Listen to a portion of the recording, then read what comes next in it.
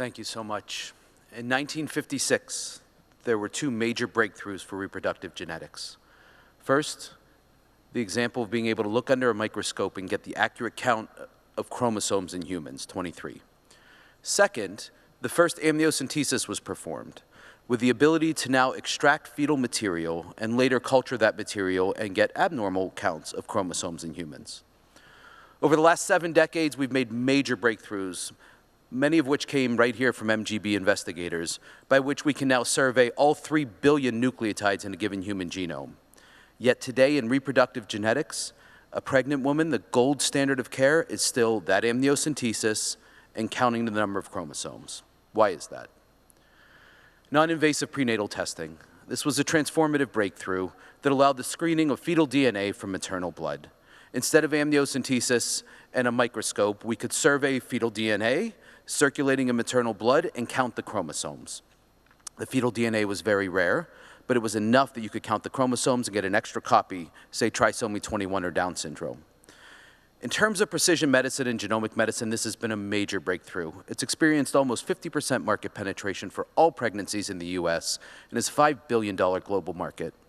However, it's still incredibly limited in resolution. It's inadequate.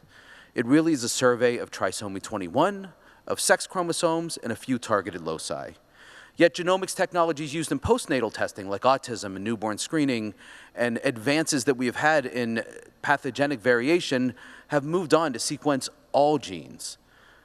In pregnancy, an amniocentesis is still required to get fetal sequencing, and the rate of amniocentesis has actually gone down 5-fold in the last 20 years, as parents choose not to take on the risks to the mother and the fetus. The outcome? Most fetuses are actually not screened for known genetic conditions that we've advanced over the last 70 years. Solution: here at MGB, we've invented a non-invasive fetal sequencing test. The major challenge here is the low proportion of fetal DNA in maternal blood. As you can see here from this example, 1 G at 1 nucleotide from all 3 billion bases circulating at 3 to 5% fetal fraction means we have to go fish out this nucleotide, filter all the variants, and understand what is a fetal genome versus what is a maternal genome. And we've developed the methods to do this via machine learning and scalable genomic profiling in a partnership in the CGM and the Center for Genomic Medicine and Maternal Fetal Medicine at Brigham and Women's Hospital. We did an initial pilot study and patented this NIFS technology and proved proof of principle that we could actually extract and sequence all fetal genes from circulating maternal blood alone. We've now gone on to prove this in a validation experiment. 577 samples across 5 different sites in the United States through the largest NICHD-funded prospective trial of invasive sequencing of fetal anomalies called the Prenatal Seq Consortium. Blood was collected from each of these mothers at the time of ultrasound visit. They then went on to have a gold standard amniocentesis and invasive genome sequencing of the fetus, the mother, and the father, or a trio, with analysis and interpretation. Here we see the juxtaposition that in fetal genomics, it's usually a decade between the invention of a technology and its advance in the clinic.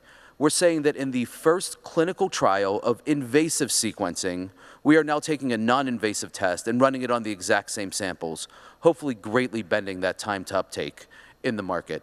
And instead of using an invasive test and a medical infrastructure and sequencing 3 genomes, we're taking 1 tube of blood and sequencing the fetus and the mother. We have a lot of data. Thankfully, we are absolutely versed in big data and extracting and exploiting that big data. So we have now looked at over 29 million variants, and from the circulating maternal blood, we find a sensitivity of 97% and a specificity of 99% for extracting every one of those 29 million variants. How did we do clinically? Well, in the invasive testing amniocentesis, there were 42 samples in prenatal seq that had a germline pathogenic variant. They're listed here under each genetic condition. And in fact, in non-invasive fetal sequencing, we not only got every dominant condition and every copy number variant that we were searching, but without even trying, we were able to actually pull out recessive variants where both the mother and the unsurveyed father had a variant that led to diagnosis in the child. So overall, we end up with a diagnostic yield of 95.2% from that blood test alone done in the first or second trimester of pregnancy. The types of variants we find are diverse. They include deletions or losses of pieces of chromosome. They include individual point mutations that lead to alternative splicing, variants that you've all heard about, like the cause of cystic fibrosis, as well as a carrier for cystic fibrosis. And in fact, even in the case of a vanishing twin, a twin that one child was demised during pregnancy, we were able to find the footprint of DNA from the vanished twin and in fact predict that from the diagnostic variants. What does the future look like? We believe that it's time for a genome for life. One test in the first trimester, integrated into the EHR, where we can survey and report when appropriate and actionable to guide precision health. Prenatal therapeutics, newborn screening, pediatric testing, pharmacogenetics, cancer screening.